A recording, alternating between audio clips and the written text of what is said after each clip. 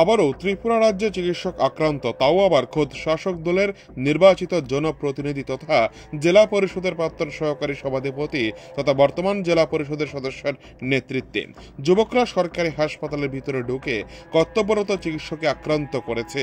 ঘটনা কৈলাসহরের ঊনকোটি জেলা হাসপাতালে। আক্রান্ত চিকিৎসক কৈলাসহর থানায় 3 জনের বিরুদ্ধে মামলা করেছেন।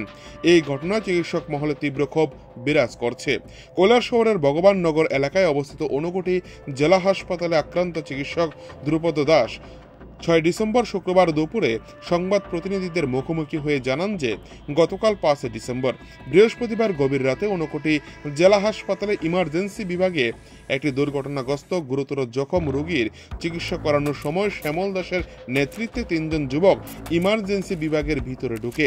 সেই সময় 3 জনের মধ্যে থাকা রঞ্জিত দাস নামে এক যুবকের রক্তাক্ত মাথা দেখে চিকিৎসক ধ্রুপদ দাস বলেন যে আপনারা পাশের ড্রেসিং রুমে গিয়ে প্রথমে ড্রেসিং করিয়ে নিন এবং সে পাকে চিকিৎসারত রোগীর চিকিৎসাও শেষ করে নেব।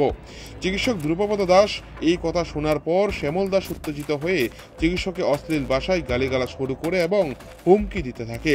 চিকিৎসক ধ্রুপদ দাস কিছু বুঝে ওঠার আগেই চিকিৎসকের গালে চর দিয়ে দেয়। সেই সময় ইমার্জেন্সি বিভাগে কৈলাসহর থানার কয়েকজন পুলিশও ছিলেন। পুলিশ শ্যামল দাসকে আটকাতে গেলে পুলিশকে ধাক্কা দেওয়া শুরু করে যুবকরা।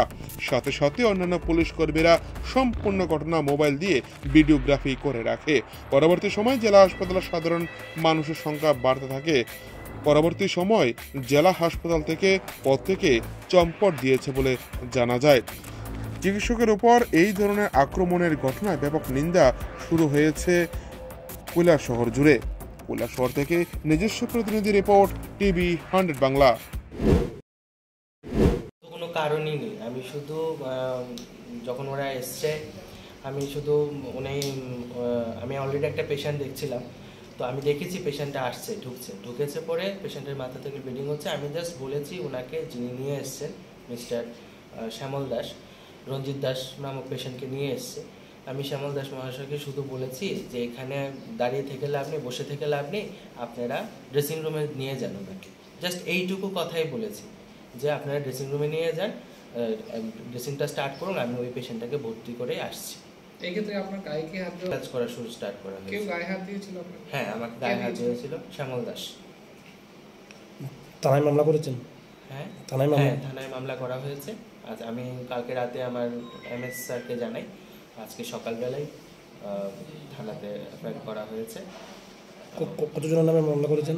3 জনের নামে। এরা কারা? এরা হচ্ছে শ্যামল দাস, সন্দীপ দাস, আর যে পেশেন্ট ছিল উনিও গালিগালাজ করেছিলেন, তো রঞ্জিত দাস। তো আপনি আমার কি চাইছেন? আমি চাইছি ওদের নন ভ্যালুয়েবল পানিশমেন্ট হোক, কোনোভাবে ওদের জামিন না হোক, এবং আমার যে মানহানিটা হয়েছে সেটা তো আমি ফিরে পাবো না, কিন্তু অ্যাটলিস্ট যাতে পরবর্তী সময়ে এই জিনিসগুলো বন্ধ হয়।